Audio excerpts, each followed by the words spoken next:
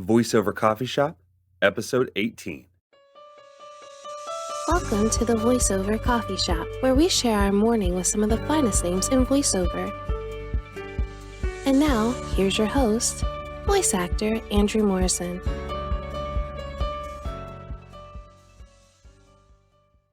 Hi there. My name is Andrew Morrison, and welcome to the Voiceover Coffee Shop, where we start our day with some of the finest names in voiceover.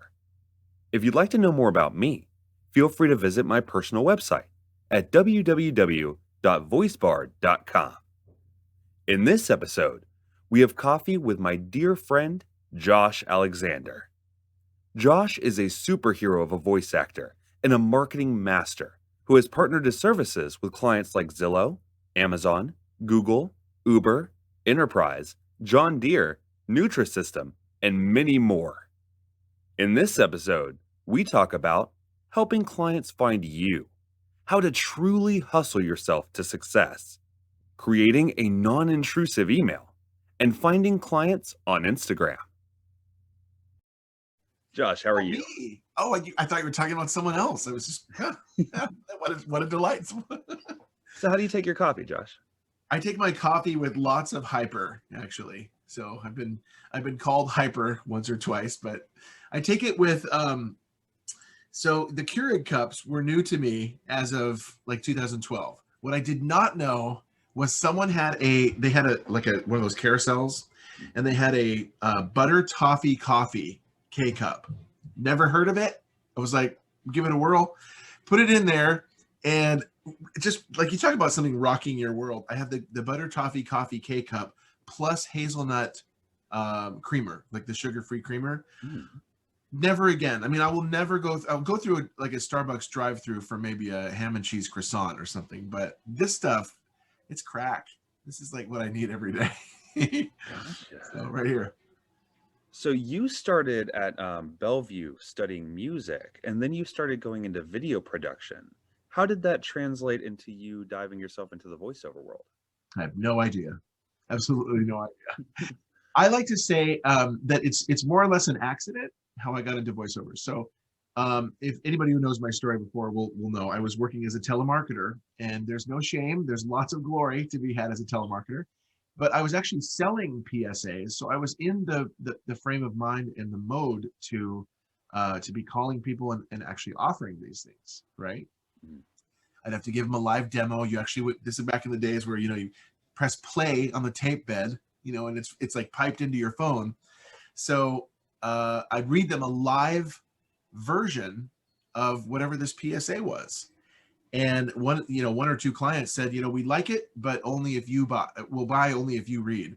And so I was just, first time that happened, it was like, he wants me to read. Can I read this? So I actually had to ask permission and was really pleasantly surprised. But boy, when I stepped into the studio, changed my life. I said, I love this, and changed my life. I bounced back and forth between that and music, and I for many years went the direction of music because I am very musical and I sang. I don't think there is a lot of comparison between singing on stage or in a studio to voiceovers, because they're two completely different approaches, completely different equipment.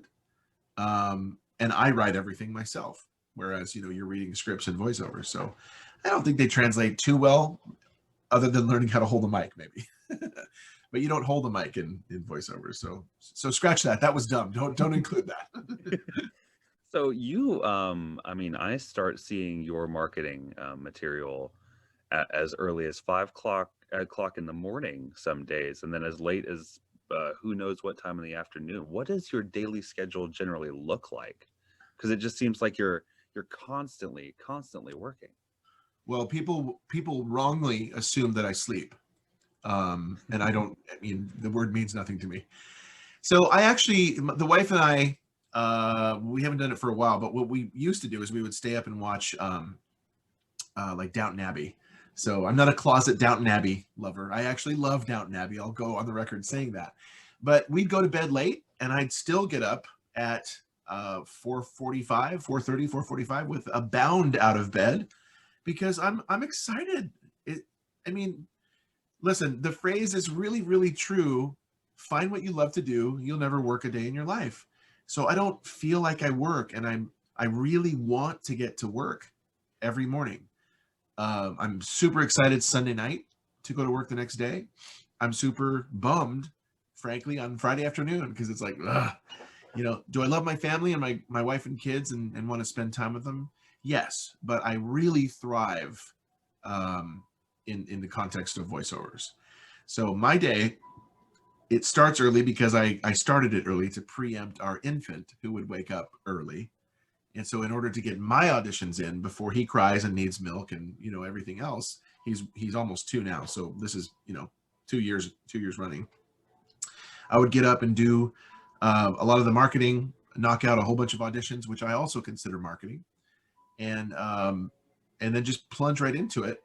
And then when my wife is up with the kids and she's got them, I do the handoff, and then I go up, shower, get ready for the day, come right back and just all day long, in and out of the studio, all day long, looking up contacts, all day long, sending out marketing outreaches and touches, and just it's the grind, it's the hustle. I love it.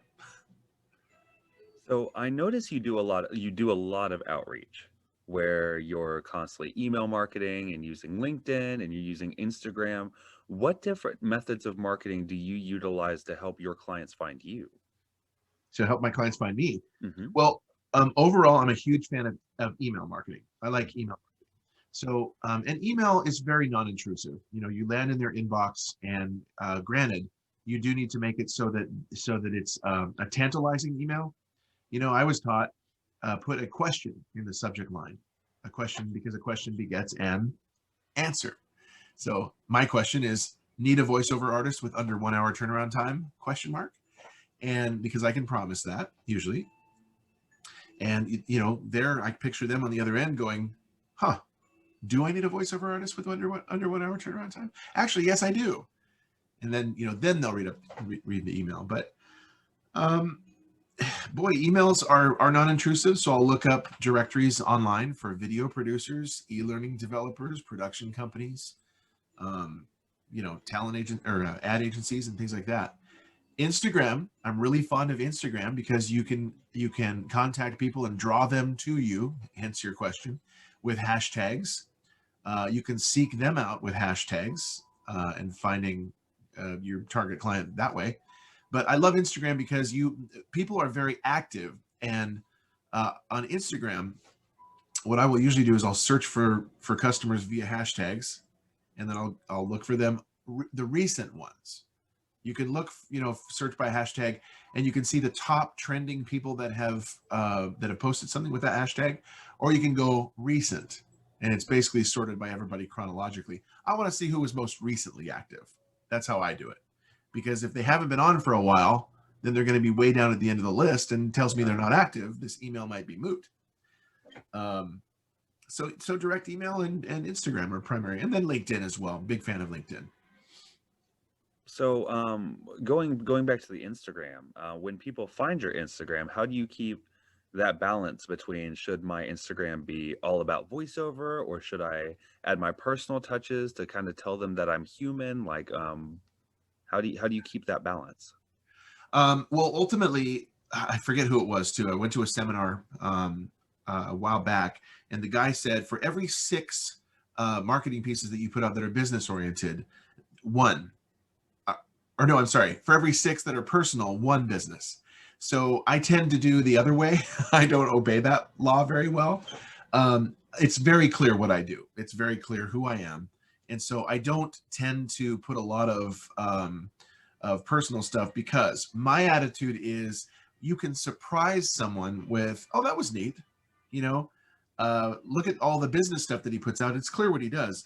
But look at this. He's got pictures of his kids, and then here's his son who fell asleep watching The Grinch, which I didn't even know was possible, because it's The Grinch. Come on. Or whatever it is, you just post a personal piece, primarily video, because video is just super engaging. Like, a lot of people flock to whatever videos you post. I Part of me says there's a little bit of chaos theory in marketing. Like Jeff Goldblum described it in Jurassic Park. A butterfly can flap its wings in Peking, and in Central Park, you'll get rain instead of sunshine. People say best day to market is Tuesday afternoon. I mean, I don't know. Maybe there's empirical studies on that. I just decide to market all the time.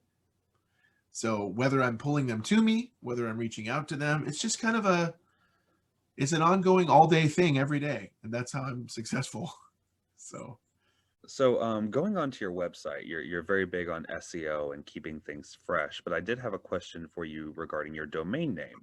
So you are seattlevoiceactor.com. Correct. And although that is fantastic for people looking for voice actors within the Seattle area, you don't believe that that would limit you to other regions where they're like, well, this is a Seattle voice actor, I need an Atlanta voice actor, or vice versa? No, not at all. I mean, the way the evolution of the industry, even just last year, by virtue of the pandemic, because people were suddenly working from home and their clients are all over the world, and people are doing Source Connect, in droves, or flocking to Source Connect in droves now, because you don't need to actually go to a studio that is in close proximity to your target client.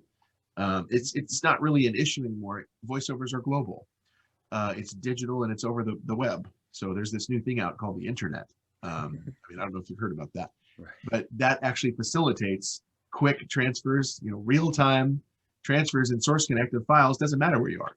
So yes, I have Seattle voice actor. I thought in some of my marketing, I tend to think I would hate to have not to. I would hate to have not done that and missed an opportunity, i.e. Seattle voice actor. If someone in the Seattle area, and it's big in voiceovers, is searching for a voiceover artist, I want them to be able to find me at the top of the list.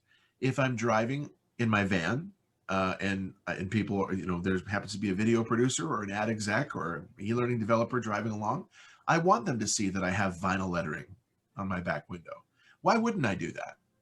Marketing is a bit shameless, but it's also just like completely opportunistic. And I tend to look at it as, if I want this to succeed and I want to put food on our table, I'm going to do everything that I need to do. And I'm not going to worry about, like, you put vinyl lettering on your van for voiceovers? Who does that? Well, me. I do that. And I've actually gotten business because of that. So next question. Absolutely. So over the years, what have been some of your biggest resources in the voiceover industry that have helped you build that business? Yeah. So J. Michael, well, first of all, let me go to the very beginning. So from the very beginning, it's been Scott Burns. So my beloved coach. We have a joke in my home that if I left my wife for anybody, it would be for Scott Burns. The man is a wonderful mammal. He is a walking exclamation mark and just an incredible coach. He's exceptionally giving and generous. Super, super, super, super nice guy. And he just goes above and beyond to equip you. I'll never forget writing an email that was this big, writing an email that was so marginal, and then getting this, colossal novelistic reply that was not, "Hi, name. Nice to meet you, name. I hear you're interested in voiceovers, name." It was not a mail merge. It was all Scott's genuine, equipping, sacrificial reply to enable me from the very beginning. I was like, I love this guy. And every email since has been that way. I can be very not curt over email, but I can be succinct to the point of like a kind of maybe a brevity that's a little uncalled for sometimes. Scott's the low contraire, very, very generous with his time. So Scott, by far, Pat Fraley, workshops with Pat Fraley. Tracy Lindley with the VO Edge, J. Michael Collins with group coaching, and reviewing my book, my first book that I released, listening and critiquing demos. Mark Scott with Marketing Playbook. Tim Tippett, streamlining your editing at VO Atlanta. I think I already said Tracy Lindley. But a big one for many years now has been Paul Strickwerda. Exceptional blogger. I mean, we blog completely different styles, right. But when I want to put my serious hat on and actually look at my industry through the prism of sense and intelligence, that's where I'll go.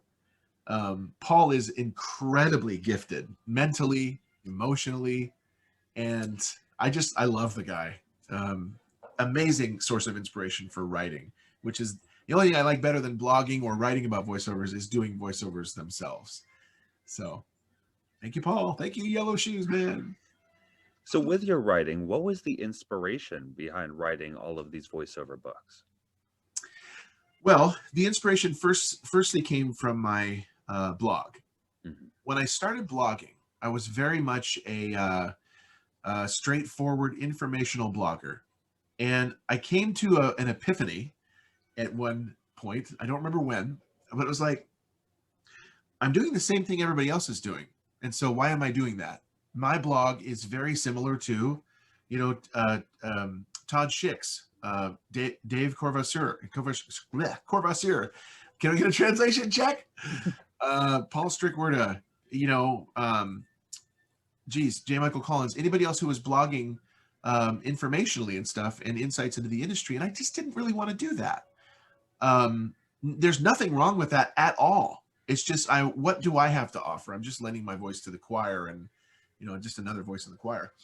So I really wanted to do, I want to encourage. There's a huge encourager inside me. Doctors say if they remove it, I'll die. I actually have to be a giving, encouraging kind of guy. That's pom-poms were built into my DNA. I don't know why. So my blog is meant to encourage and inspire and exhort and give you kind of a shot in the arm. The books came from that. The books were meant to do the exact same thing, but through the lens of life as a VO artist, life as a voice talent, lots of satire and inspiration and laughs and encouragement. There's definitely anecdotes. There's definitely, stories from my life that I consider comical, but also applicable to voiceovers. There's one coming out this Monday that is just a recent happening that I'm so proud of this blog. I'm so proud of how this particular blog article has turned out because it was just and it was perfectly applicable to voiceovers. So inspiration is huge for me. When you were coming across how to brand yourself, how did you decide what your identity within your business would be? Yeah, that's a really good question. So, like many people, I drew upon Celia Siegel's Voiceover Achiever book. I mean, you're going to call it the gold standard of branding or the gold standard of standing, whatever you want to call it in voiceovers. It's a great book. It's a really, really great book. And so I read that, and she actually challenges you to challenge yourself. She challenges you to sit down and reflect and go, who am I? What do I like? Anyway, before you get into voiceovers. I love Superman, big Superman fan.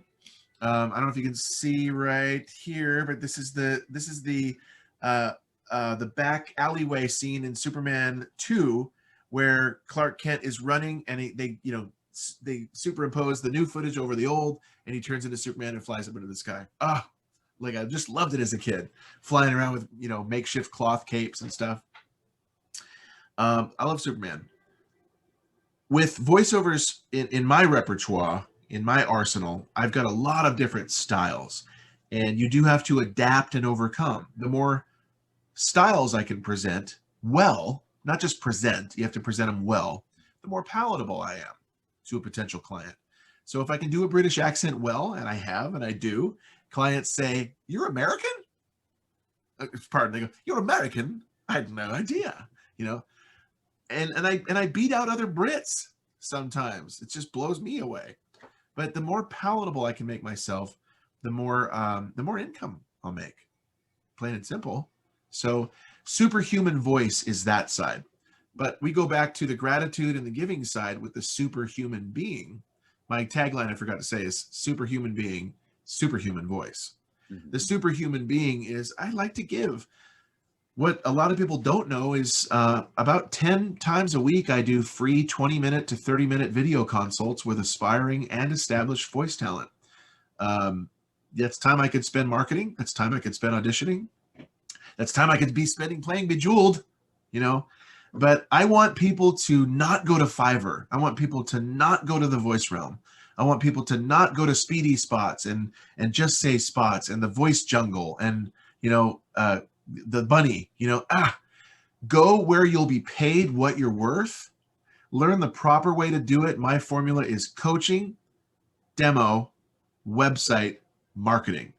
CDWM. Kudwum. Go coaching.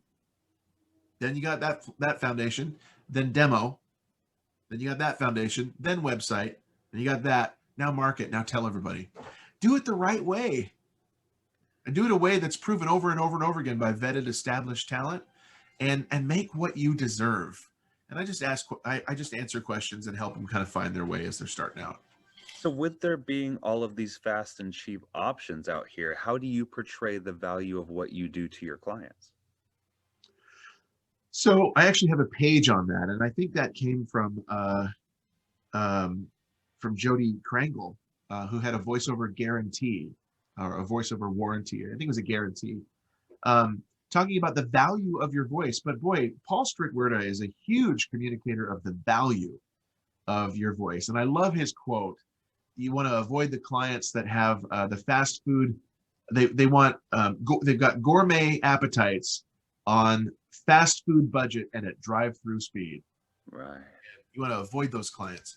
So I have value. I have intrinsic, inherent value as a voice talent who's been doing it for a long time, who's got lots of Fortune 500 companies, under my belt, who knows what he's doing, who returns it quickly, who is no hassle for them. There's value in that. Yeah, you can go to Fiverr and you can get somebody who might do it equally as well, but you're hurting them. You're hurting the industry. They're hurting them. They're hurting the industry. Go with someone who a lot of people say does it well. And I never really have to sell my value. It's just, it speaks for itself. The client names speak for themselves.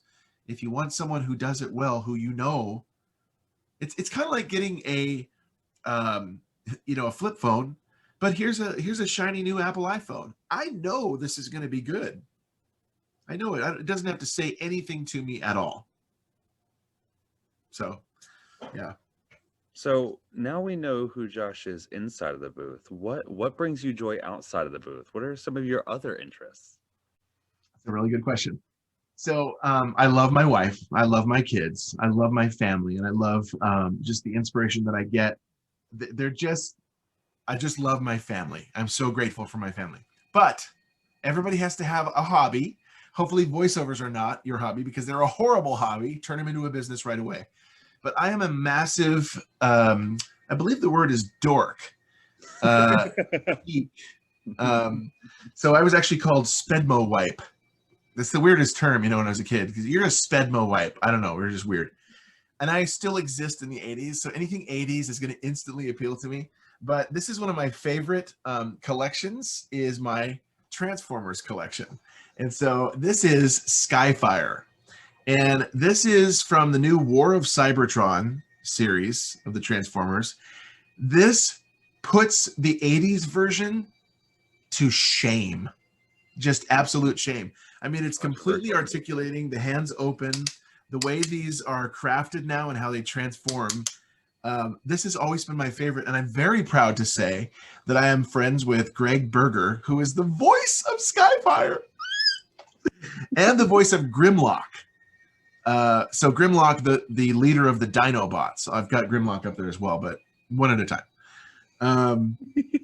I absolutely love Transformers, and my 5-year-old Brennan unfortunately loves them too. So every time, about 20 times a day when I'm working, he'll come in and he'll stand right behind me. He'll turn around, he'll look up there, and I'll say, "I love you, buddy," and he'll go, "I love you too, Dada." But Dada, yes, Brennan, can I see Skyfire? Can I see Grimlock? Can I see? There's like 20 of them up there, and it's like you have all your own toys. You don't need to play with mine. He's actually broken some, but he doesn't get to take this. This is my beloved. This is who I am outside of the booth. I am a geek and I love anything 80s. Transformers, bottle caps, candy. I know I need to get in shape, but they're a vice. Yeah, I'm very nostalgic. So anything nostalgic, I'm gonna cling to. So you asked, that's the embarrassing answer. So, if you were to write a letter to yourself before you started within the voiceover world, what would that letter say? Start earlier. I would say do it earlier. So I bounced in and out of voiceovers for several years. My first taste of voiceovers, and it tastes like chicken, by the way. I don't know if you try some sauce and maybe a little bit of glaze next time. Anyway, um, was 1993. And I wish that I had stayed. I bounced around and was trying several creative avenues: voiceovers, jingles, singing jingles, singles. I just did all kinds of different things that I wish I would have stayed voiceovers exclusively. Because I was on the periphery for so many years, just watching and going, well, I like video production as well, so I'll do that, and I can tie in voiceovers when they need one for a corporate job. But I just never thought about doing it full time. I don't know why it didn't click. Doing it full time as a career. And yeah, I mean, the voice bank kind of came to the fore. And then I remember watching a little bit of voice banks being eaten alive by voices.com, 2017, and going, huh, I wonder what that's all about. But I never really thought about doing it by itself as a service unto itself until late 2016. I wish I would have started and focused on it just a lot earlier. So Fantastic. Yep. Thank you for coming on. I really appreciate it. Absolutely. It's been a pleasure. I really hope you enjoyed listening to Josh not only enlighten us on how he operates his voiceover business, but also how he keeps the creative batteries refreshed and ready to jumpstart each new and amazing day as the Seattle voice actor himself. If you'd like to find Josh's demo, his awesome blog, or any of the training and coaching materials he has, you can find it all at www.supervoiceoverservices.com. Thank you for listening, and I'll see you next time. Thank you for listening to the Voiceover Coffee Shop. For more information on guests, new episodes, and more, be sure to visit www.vocoffeeshop.com.